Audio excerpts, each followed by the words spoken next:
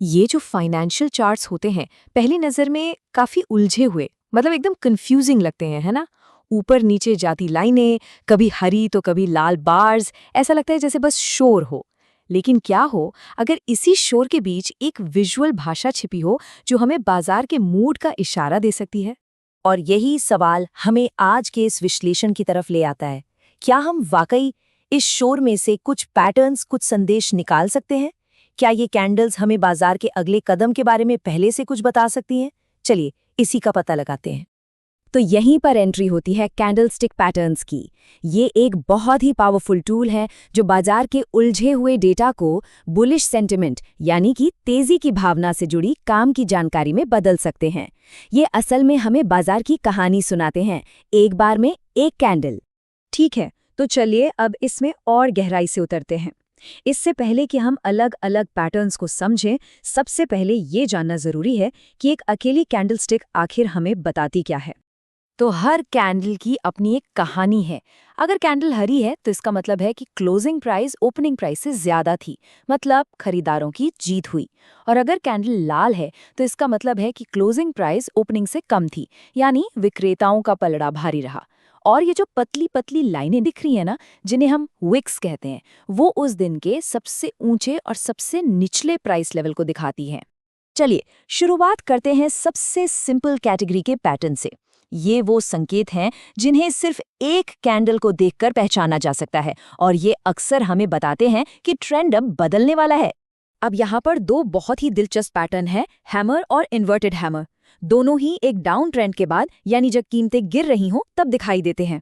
बाईं तरफ हैमर को देखिए, इसकी लंबी निचली विक बताती है कि बिकवाली का दबाव तो था, लेकिन खरीदार वापस आए और कीमत को ऊपर खींच ले गए। दाईं तरफ इन्वर्टेड हैमर भी यही कोशिश दिखाता है, लेकिन उसे थोड़ी और मजबूत कन्फर्मेशन की जरूरत होती है। तो जब ये दिखे तो समझ लीजिए कि गिरावट का दौर शायद अब खत्म होने वाला है। और ये है ड्रैगनफ्लाई डोजी। इसका टी जैसा आकार देखिए। ये हमें क्या बताता है? ये बताता है कि कीमत बहुत नीचे गई, लेकिन खरीदारों ने इतनी जोरदार वापसी की कि कीमत वहीं बंद हुई जहां से खुली थी। ये विक्रेताओं की एक बड़ी हार का संकेत है, मतलब खरीदार अब बाजार पर कब्जा करने के लिए तैयार हो सकते हैं। चलिए अब एक लेवल और ऊपर चलते हैं। ये वो पैटर्न्स हैं जिनका मतलब दो लगातार कैंडल्स के बीच के एक्शन रिएक्शन से निकलता है। यहाँ कहानी और भी मजेदार हो जाती है। बुलिश इनगल्फिंग, ये एक बहुत ही पावरफुल सिग्नल है। सोचकर देखिए, एक दिन विक्रेता कंट्रोल में थे, जो हमें लाल कैंडल से पता चलता है। लेकिन अगले ही दिन खरीदार इतनी ताकत से आए कि उन्होंने न सिर्फ पिछले दिन के नुकसान को कवर किया, बल्कि उससे भी कई ऊपर निकल गए। उन्होंने पिछली लाल कैंडल को पूरी तरह निगल लिया। ये मोमेंटम में एक बहुत बड़ा बदलाव है और अक्सर एक नए अप ट्रेंड की शुरुआत का संकेत देता है। पियर्सिंग पैटर्न भी कुछ कुछ ऐसा ही है। ये विक्रेताओं के बनाए हुए इलाके में खरीदारों की जबरदस्त वापसी को दिखाता है। ये पिछले दिन की मंदी वाली सोच को पियर्स कर देता है, यानी भेद देता है, जो एक संभावित रिवर्सल का इशारा है। सीधे शब्दों में खरीदार यहाँ कह रहे हैं, हम वापस आ गए हैं। और अब बुलिश हरामी। देखिए, हरामी एक पुराना जापानी शब्द है जिसका मतलब होता है गर्भवती। ये पैटर्न बिकवाली के दबाव में एक संभावित कमी का संकेत है।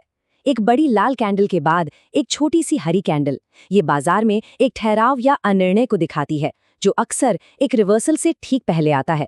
ये कुछ ऐसा है जैसे बाजार एक लंबी सांस ले रहा हो और दिशा बदलने की तैयारी कर रहा हो। अब हम आते हैं सबसे एडवांस्ड पैटर्न्स पर। इनकी कहानी को समझने के लिए हमें 3 या उससे भी ज्यादा कैंडल्स पर नजर रखनी पड़ती है, और अक्सर यह सबसे पक्के और भरोसेमंद सिग्नल देते हैं। मॉर्निंग स्टार, जैसा कि नाम से ही पता चलता है, ये अंधेरे के बाद सुबह की पहली किरण जैसा है। पहली बड़ी लाल कैंडल डाउन ट्रेंड को दिखाती है, बीच की छोटी कैंडल कंफ्यूजन को, और फिर एक बड़ी हरी कैंडल आती है जो एक नए अप ट्रेंड की पुष्टि कर देती है।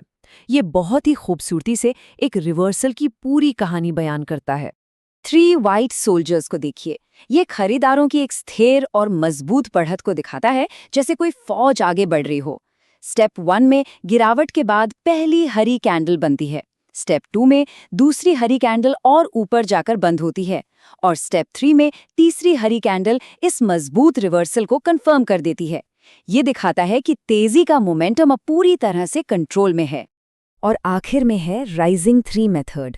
ये वाला बाकियों से थोड़ा अलग है। ये कोई रिवर्सल पैटर्न नहीं बल्कि एक कंटिन्यूएशन पैटर्न है।